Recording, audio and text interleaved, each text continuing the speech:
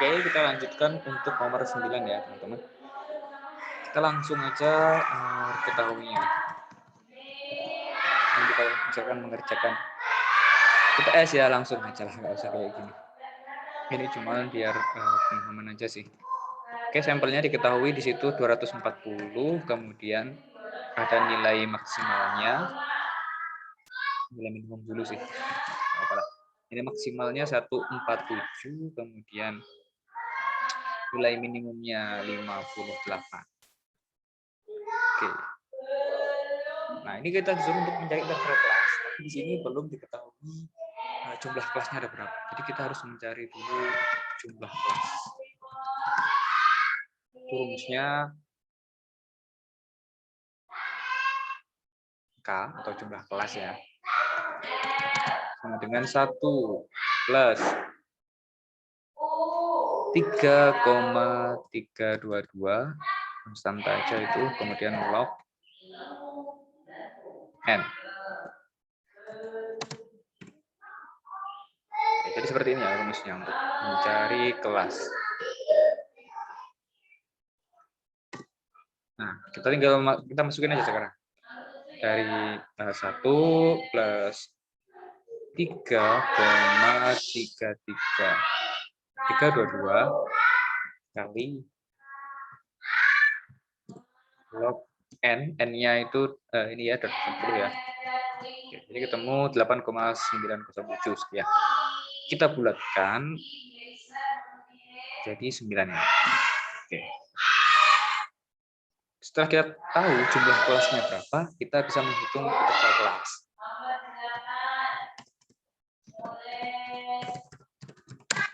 Maaf ya kalau agak ramai sini. Jadi interval kelas kita bisa menghitungnya. Rumusnya cukup gampang ya.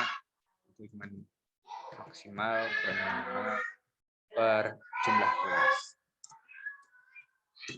Oke, kita masukin. Jangan lupa dikasih kurung ya. 47 58 kurung dulu biar nanti tidak hasilnya beda kalau nggak dikasih kurung. Per jumlah kelas 9.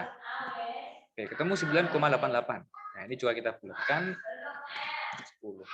Jadi interval kelasnya adalah 10. Jawaban B. Oke, kita lanjut ke soal nomor 10. Penyajian data yang paling sesuai untuk memperkirakan banyaknya rumah tangga yang mengkonsumsi beras di bawah 25 kg bulan. Oke, ini mungkin langsung saja ya. Jawabannya adalah OGIF. Kenapa kok OGIF? Nah, karena OGIF itu dia tuh memuat grafik frekuensi kumulatif kurang dan juga lebih. Nah, di sini kan yang dimintakan banyaknya rumah tangga yang mengkonsumsi beras di bawah 25 kg. Itu kan berarti kurang dari kan berarti. Dan kumulatif. Karena ada banyaknya. Jadi ini yang cocok itu pakai OGIF. Pakai OGIF dan lebih spesifiknya adalah OGIF negatif gitu. Kurang cocok ya. Bentukannya ada di sini ya. Ini ada bar, kemudian ada line, terus ada itu kayak line sih sebenarnya.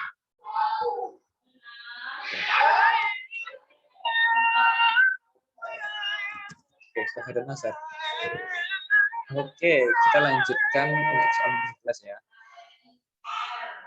Nah, nomor 11 ini kita cari dulu diketahuinya.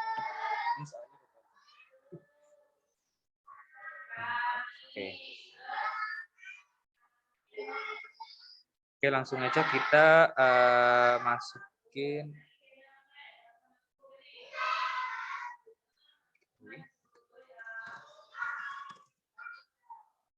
Oke, ada apa aja sini? Rata-rata. In X bar ya. Kemudian standar deviasi itu standar deviasi untuk populasi ya ini ya. Terus kemudian Aku tulis SDP ya, standar deviasi populasi. Kemudian ada lagi N, kemudian ada lagi harga rata-rata. Nah, ini X.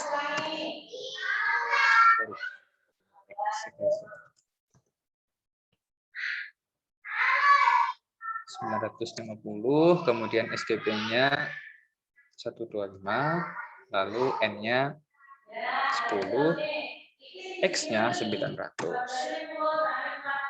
Nah, dalam kasus ini kita itu bisa menggunakan rumus normal distribution ya.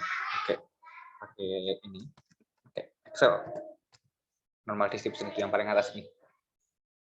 Cuman kita harus ubah dulu standar deviasi karena ini standar deviasi dari populasi. Nah, kita pakainya yang sampel. Jadi gimana caranya? Kita ubah dulu. Nah, gimana sih caranya? Nah, caranya itu X min X bar. Ini kan sebenarnya kita pakai rumus Z ya, kalau kalian ingat ya. Yang X min X bar kemudian dibagi dengan standar deviasi, dibagi lagi dengan akar N.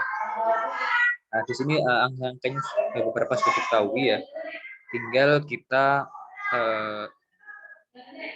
ubah aja. Yaitu tinggal kita masukin aja. Langsung 125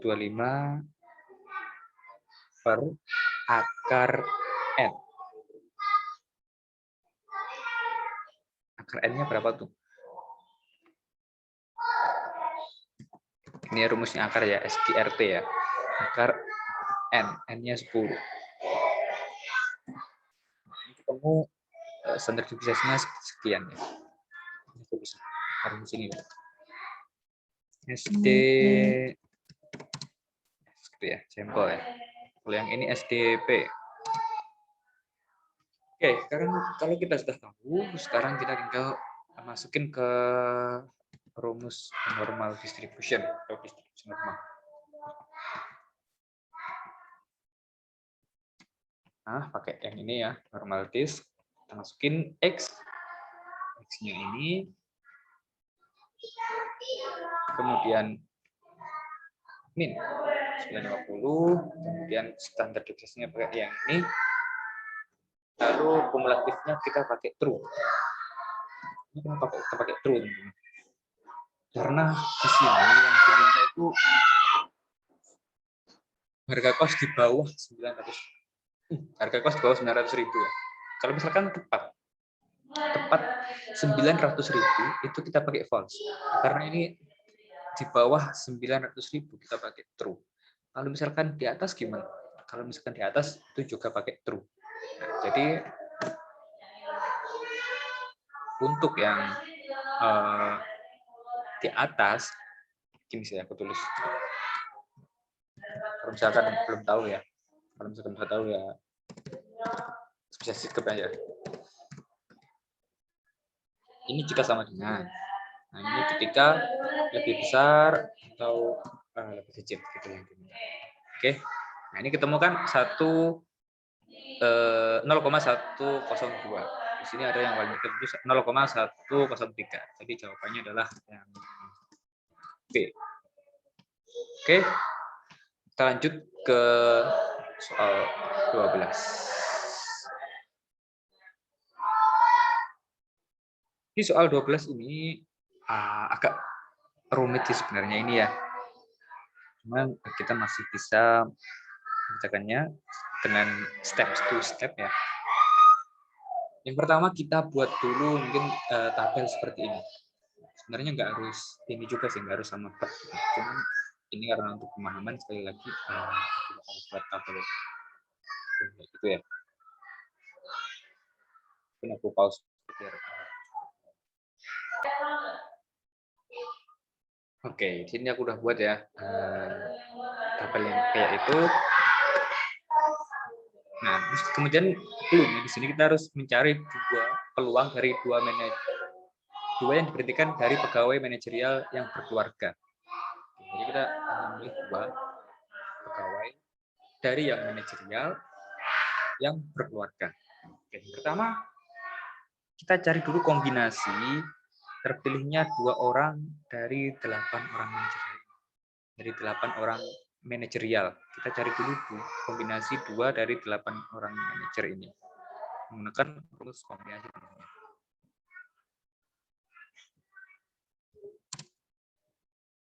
Ini step 1, kita cari kombin ya. Kombin 8. Terus nomor susunannya itu dipilih berapa? 28. Oke.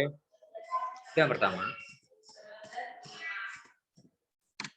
Nah, selanjutnya kita cari kombinasi terpilihnya 2 orang manajer berkeluarga dari 5 orang ini.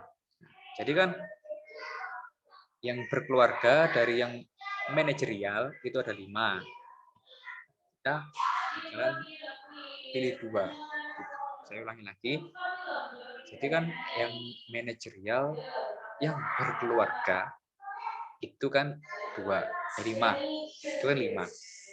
Bakalan pilih 2. Itu juga pakai kombinasi. Kombin 5 ini. Kemudian pilih berapa? 2. Dapat 10. Nah, terakhir kita baru menghitung peluangnya.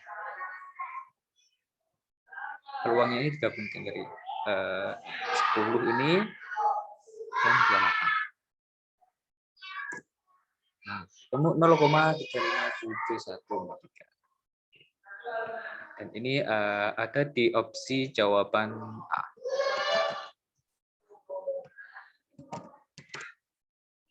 Jawabannya A ya. Tahu kombinasi dari yang manajer berkeluarga dan juga kombinasi dari jumlah keseluruhan manajerial baik yang berkeluarga maupun tidak. Nanti kita bandingkan aja, terus nanti dapat peluang dari 2 pegawai yang diberhentikan dari manajerial yang berkeluarga. Kita lanjut ke soal posisi nilai di kuartil 3 sama dengan versi data untuk ini gampang sih. Paket ya. Jadi tinggal kita pahami konsepnya. Jadi di sini aku tulis diketahuinya.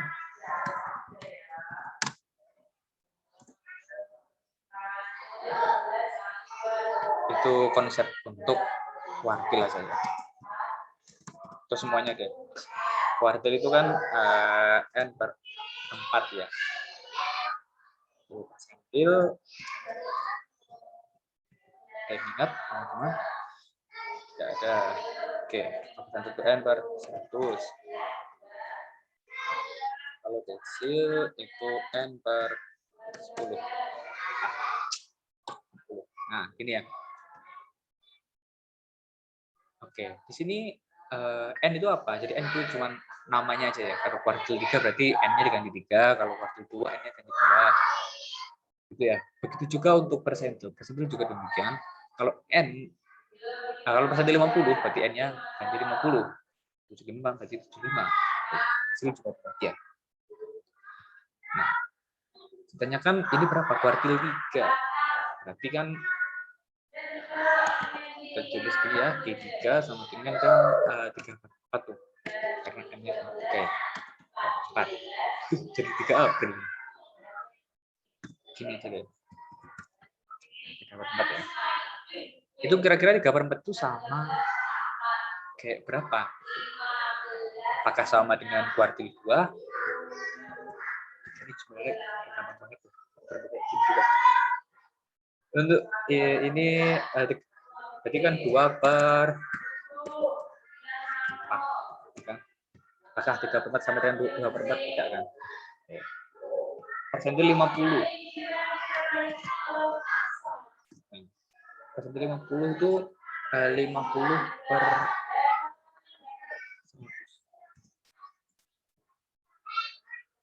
Kita nanti coba ini.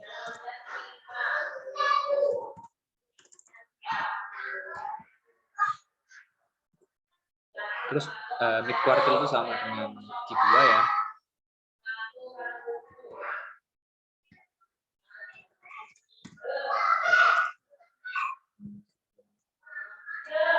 Q2 kemudian desil 3.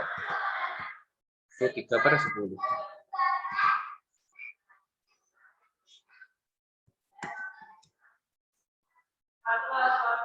Oke. Harusnya gini sih. Ya enggak ini ya.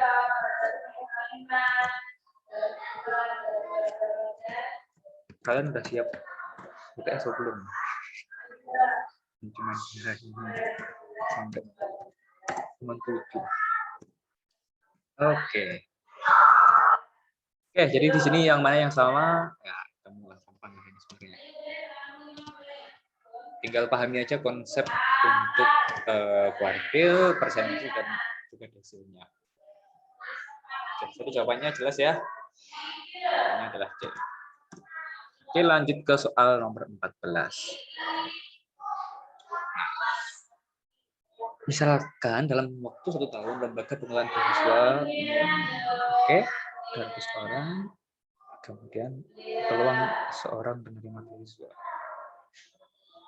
0,4, probabilitasnya 0,4, kemudian 10. Oke, kita langsung saja rangkum atau tulis hal-hal yang diketahui dari soal.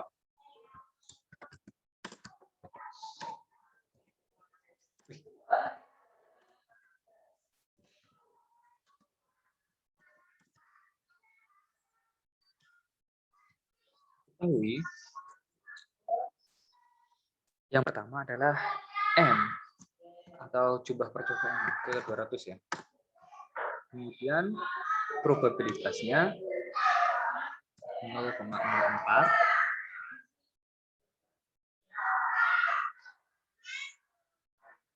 Ini sebenarnya kita juga langsung bisa menggunakan distribusi binomial ya di sini.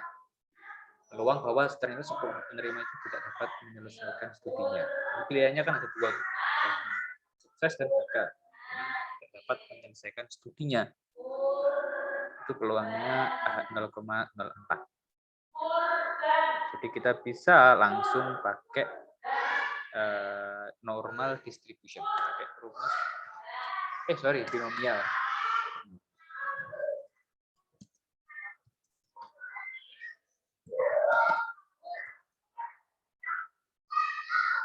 Kita langsung masukin aja. Oh iya, number S-nya belum. Nah, tambahin deh.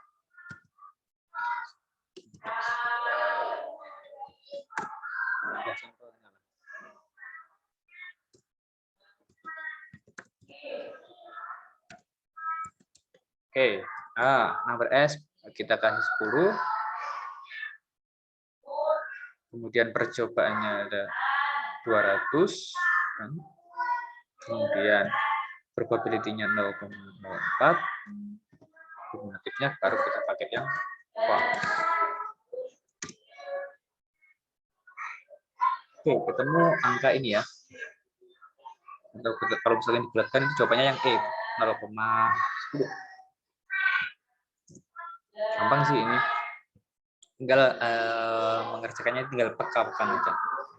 Kalau misalkan soal seperti ini kita pakai apa gitu, pakai rumus yang mana gitu. Binom, Poisson, kita pakai apa. Sebenarnya ada ciri-cirinya. Kalau ini kan ciri-cirinya kan ada 2 tuh kemungkinannya, yang dapat berhasil atau gagal. Nah, itu kita langsung aja pakainya. Kayaknya juga sudah jelas. Jadi yang bikin susah itu tinggal kita tuh peka atau tidak. Yaitu butuh pakai rumus apa. Tuh. Jadi nantilah peka-pekan tadi.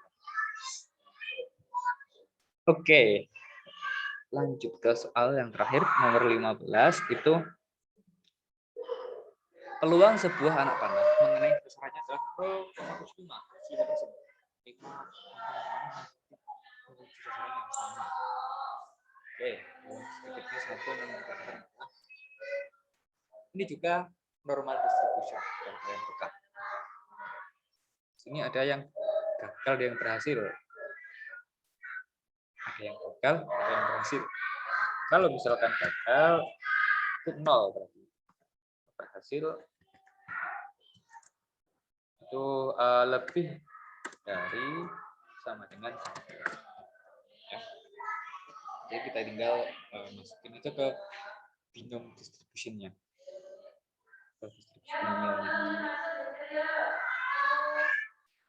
Pertama yang kita tahu di soal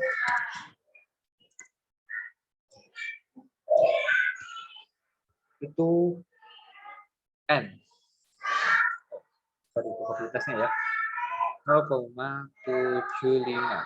Itu ketika berhasil ya. Ketika berhasil itu 0,75. Sebenarnya kalau kita mau cari pakai rumus yang sebenarnya rumus yang manual itu kita juga harus mencari kayak key-nya, yaitu 1 P gitu ya. Cuman karena kita boleh pakai Excel ya, besok kita maksimalkan aja pakai Excel biar lebih cepat. Sebenarnya lebih cepat lagi pakai web, pakai statis gitu. Cuman nggak bisa kita. Kayaknya nggak bisa buka web ya. Jadi, ya kita pakai Excel aja dimaksimalkan. Di sini diketahui probabilitasnya 0,75, kemudian ada 5 orang kemana. Nah, ini kan sampel atau jumlah S.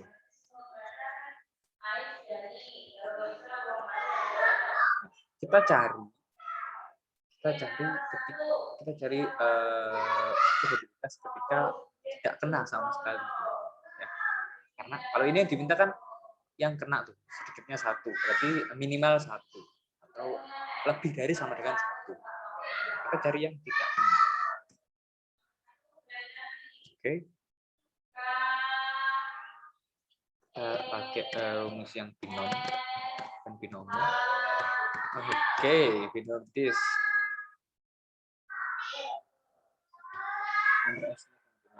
Nol, kemudian orangnya ada 5, ya.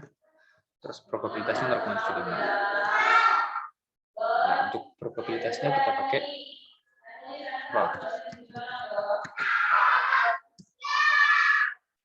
itu ketemu 0,977. Sini ada 0,0098. Ini jawabannya bukan yang itu. Kita harus kurangi dulu ya.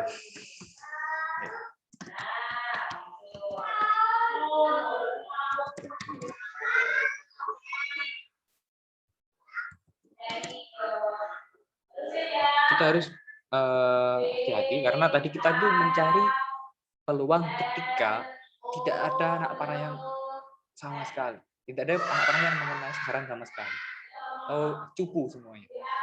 Kita cari yang minimal itu 1 mengenai. Tadi kan probabilitasnya yaitu 1 min ini kan. Nah, kenapa kok 1? Ya ini konsep yang lonceng itu sih. Kalau misalkan probabilitas itu totalnya 1. Probabilitas itu totalnya 1. Jadi kalau misalkan berhasilnya 75%, berarti gagalnya adalah 25%. Itulah. Atau kalau misalkan dikaitkan dengan gambar lonceng itu kayak area yang di bawah lonceng itu totalnya 1. Nah, ini tadi ketemu 0,1. Tinggal aja 1 dikurangi 0,0097. Ketemu 0,999 atau C jawabannya. Oke. Selesai untuk soal yang kita lanjutkan nanti di soal yang